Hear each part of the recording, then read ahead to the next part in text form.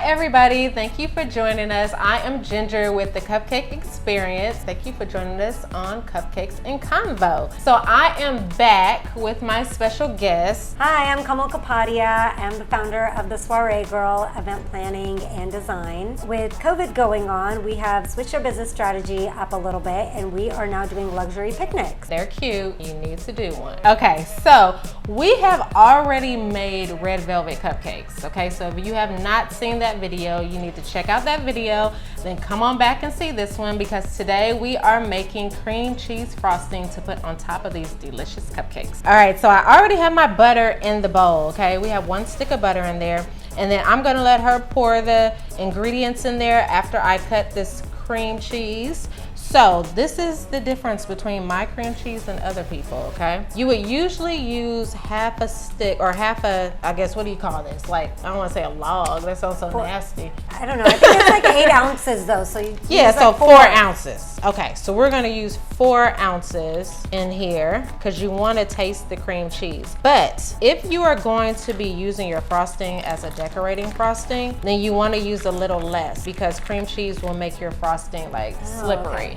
Okay, so we're just gonna do pretty much a basic design today, so we'll use the 2 ounces. All right, so we have the 2 ounces in there, and then we're going to take powdered sugar, and you could just throw that in there, and then we're going to add 1 tablespoon of our vanilla, and that is basically all of your ingredients that goes into your cream cheese frosting. Now, if you're making it and it's still a little stiff, then you can go ahead and add a little bit of heavy cream, and then that'll loosen it up a little at a time, just freehand it. All right, so that's good. So now I'm just gonna mix this.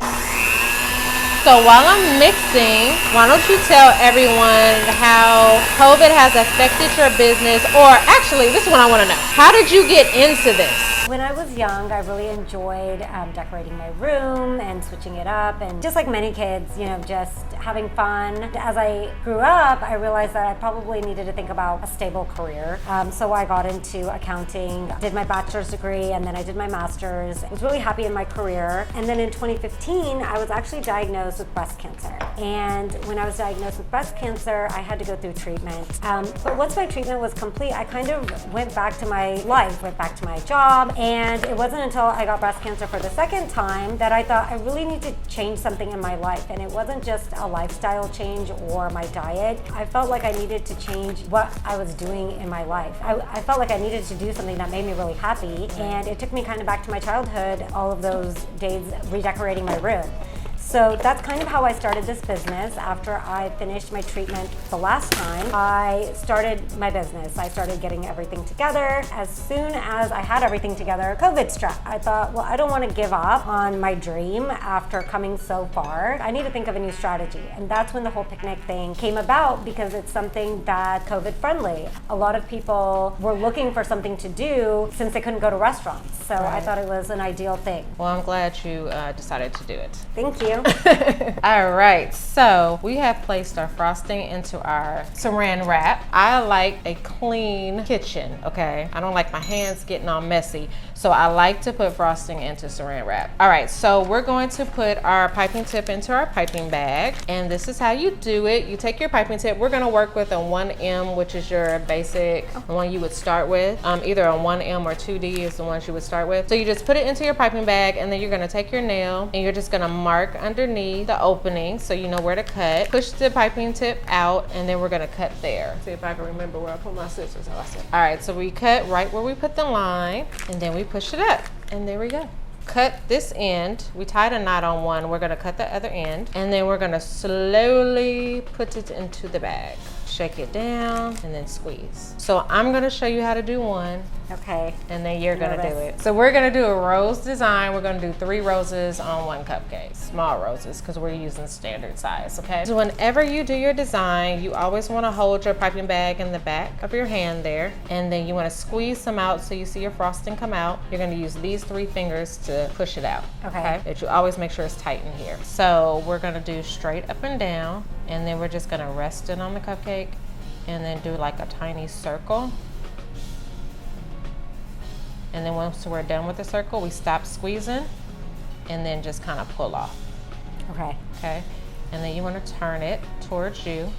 And then we're going to do another one. So we start right next to it, squeeze, and we're going to overlap it, go around, pull it here, and let go. And then we're gonna do the last one, so turn it towards you and start right here, and then overlap. Go around, stop squeezing, slowly lift away, and there you go. Okay, let's try it. All right, so here you go. Let's see if you hold it right.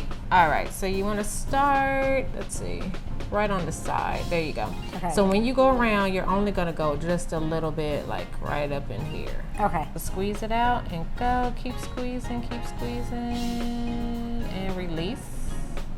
There you go. Turn it. Good job. That's a good one. Yep, right there.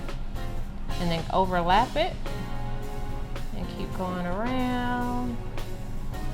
Release and then turn it. Oh shoot! I got a new worker. I'm about to steal. Okay. You about to come to work. There you go. Got it. Good job. She did a good job. This is fun. It's fun until you have to do 50. Oh my God, that's so good. You did okay, I think it's just beginner's luck. I'm gonna try another one. So while you're doing that, how has your experience affected the pursuit of your business?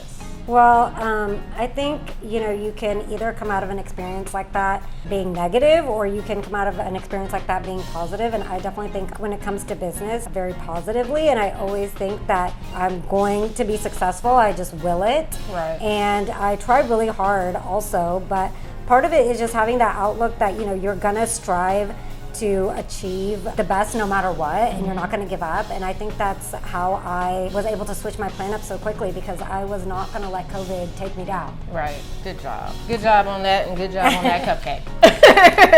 Well, let's see. She did an even better job the second time. So now I'm going to have to recruit her so I can have some more help in the kitchen. But you did so good. Thank you. So you have to eat one. That's not a problem. Okay, let's see. Ooh, they're still warm. I know they're still warm, so we're hoping the frosting doesn't fall off. That's perfect. It's so good, guys. Thank you, but you made it. We're gonna give you all the credit, okay? I'll take it. Okay, so thank you everybody for joining us today, making our cream cheese frosting. And like I said, if you did not catch the video on how to make the red velvet cake, you need to go check that out. Make sure that you subscribe below, and make sure that you follow her at... Follow me at The Soiree Girl on Instagram, or you can find me on my website at thesoireegirl.com. Yes, and thank you again for joining me. Thank you for having me. And for telling us your story too. Oh, thank you so much. Thank you. Now y'all make sure to get you a little picnic with her, okay? And I'll see you guys next time on the next Cupcake and Convo.